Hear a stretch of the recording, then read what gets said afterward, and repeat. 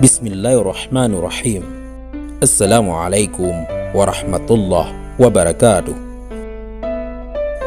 Kembali lagi di channel Pena Pencari Hikmah. Kali ini kita akan bahas malaikat Jibril dan Mikail menangis ketika Allah membalas tipu daya iblis.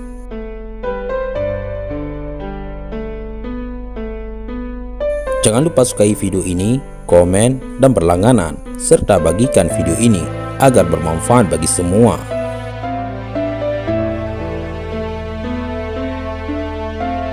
Dalam sebuah kitab karangan Imam Al-Ghazali menyebutkan bahwa iblis itu sesungguhnya namanya disebut sebagai Al-Abid, ahli ibadah pada langit yang pertama.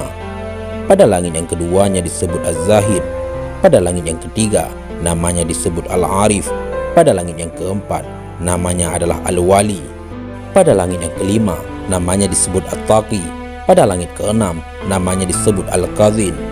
Pada langit ketujuh namanya disebut Azazil, manakala dalam Luh Mahfud namanya ialah iblis. Ia lupa akibat urusannya, maka Allah Subhanahu wa Ta'ala telah memerintahkannya sujud kepada Adam. Lalu iblis berkata, "Adakah engkau mengutamakannya daripada aku? Sedangkan aku lebih baik daripadanya.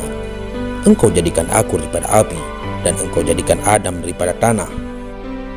Lalu Allah Subhanahu wa Ta'ala berfirman, "Aku membuat apa yang aku kehendaki." Oleh karena iblis memandang dirinya penuh keagungan, maka dia enggan sujud kepada Adam alaihissalam karena bangga dan sombong. Dia berdiri tegak sampai saatnya malaikat bersujud dalam waktu yang berlalu. Ketika para malaikat mengangkat kepala mereka, mereka mendapati iblis tidak sujud sedang mereka telah selesai sujud. Maka para malaikat bersujud lagi bagi kali kedua karena bersyukur. Tetapi iblis tetap angkuh dan enggan sujud.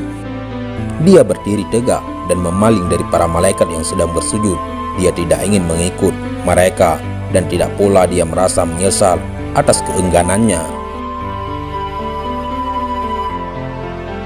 Kemudian Allah Subhanahu wa Ta'ala merubahkan mukanya pada asalnya yang sangat indah cemerlang kepada bentuk seperti babi hutan. Allah Subhanahu wa Ta'ala membentukkan kepalanya seperti kepala unta, dadanya seperti daging yang menonjol di atas punggung, wajah yang ada di antara dada dan kepala itu seperti wajah kera. Kedua matanya terbelah pada sepanjang permukaan wajahnya. Lubang hidungnya terbuka seperti cerek tukang bekam. Kedua bibirnya seperti bibir lembu, taringnya keluar seperti taring babi hutan, dan janggut terdapat sebanyak 7 helai. Setelah hal itu, lalu Allah Subhanahu wa Ta'ala mengusirnya dari surga, bahkan dari langit, dari bumi, dan ke beberapa jazirah. Dia tidak akan masuk ke bumi melainkan dengan cara sembunyi. Allah Subhanahu wa Ta'ala melaknatinya sehingga hari kiamat karena ia menjadi kafir. Walaupun iblis itu pada sebelumnya sangat indah cemerlang rupanya, mempunyai sayap 4, banyak ilmu, banyak ibadah, serta menjadi kebanggaan para malaikat dan pemukanya, dan dia juga pemimpin para malaikat karubiyin, dan banyak lagi, tetapi semua itu tidak menjadi jaminan sama sekali baginya. Ketika Allah Subhanahu wa Ta'ala membalas tipu daya iblis, maka menangislah Jibril alaihissalam dan Mikail. Lalu Allah Subhanahu wa Ta'ala berfirman, "Apakah yang membuat kamu menangis?" Lalu mereka menjawab, "Ya Allah, kami tidaklah aman dari tipu dayamu." Allah berfirman lagi, "Begitulah aku, jadilah engkau berdua tidak aman dari tipu dayaku." Setelah diusir, maka iblis pun berkata, "Ya Tuhanku, engkau telah mengusir aku dari surga disebabkan Adam, dan aku tidak menguasainya melainkan dengan penguasaanmu." Lalu Allah berfirman yang bermaksud, "Engkau dikuasakan atas dia, yakni atas anak cucunya, sebab para nabi adalah maksum." Berkata lagi iblis, "Tambahkanlah lagi untukku."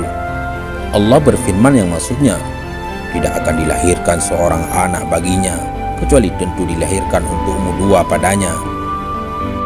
Berkata lagi iblis, "Tambahkanlah lagi untukku."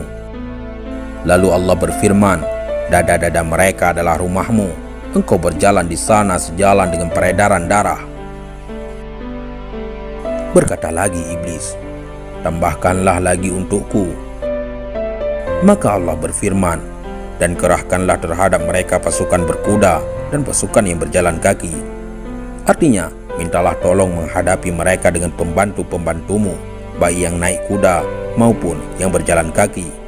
Dan berserikatlah dengan mereka pada harta, yaitu mendorong mereka mengusahakannya dan mengarahkannya ke dalam haram.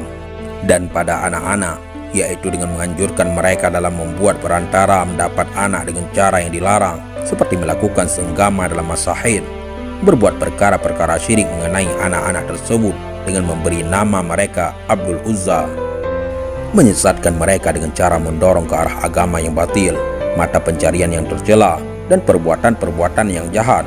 Dan berjanjilah mereka. Hal ini ada disebutkan dalam surah Al-Isra ayat 64 yang bermaksud, gerakkanlah orang yang engkau kuasai di antara mereka dengan suara engkau, dan kerahkanlah kepada mereka tentara engkau yang berkuda dan yang berjalan kaki, dan serikatlah mereka pada harta dan anak-anak, dan berjanjilah kepada mereka. Tak ada yang dijanjikan iblis kepada mereka melainkan semata-mata tipuan. Wallahu a'lam bishawab. Mudah-mudahan ini semua bermanfaat. Assalamualaikum warahmatullahi wabarakatuh.